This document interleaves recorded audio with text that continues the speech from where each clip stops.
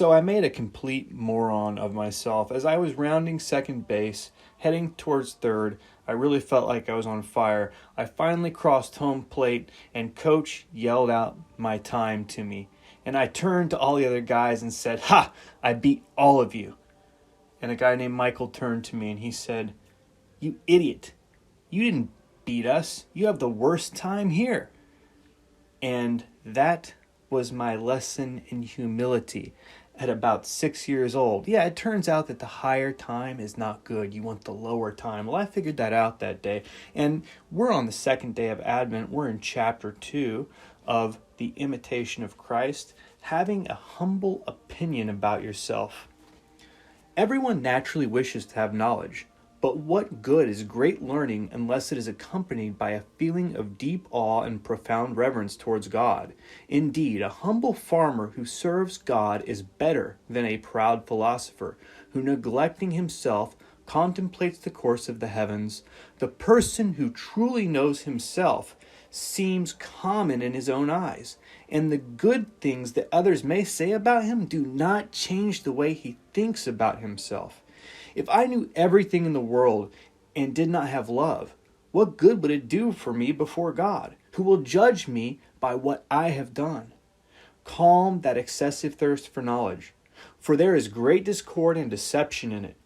People who have great learning are often eager to appear wise, and they often wish others to recognize them as wise people. There are many things that you can know about, though, that are of little or no use to the soul.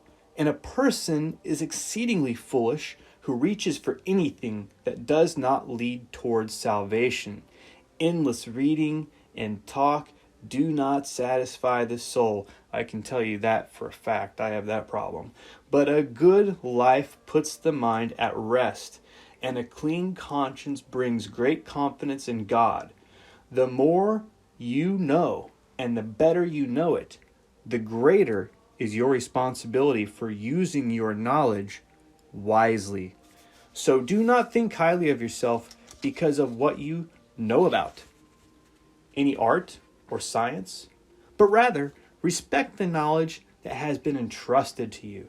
If it seems that you know many things and that you are an expert in them, recognize nevertheless that there are many things that you do not know. Do not be high-minded, but admit your great ignorance. Why do you wish to think yourself better than others when you discover many people more learned and more practiced in God's ways than you are?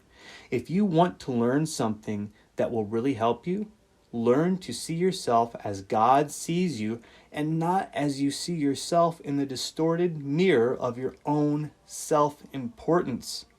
This is the greatest and most useful lesson we can learn: to know ourselves for what we truly are, to admit freely our weaknesses and failings, and to hold a humble opinion of ourselves because of them. Not to dwell on ourselves and always to think well and highly of others is great wisdom and perfection.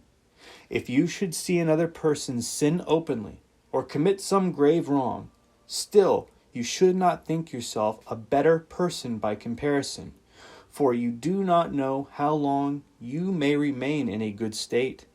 We are all frail, but think no one more frail than yourself.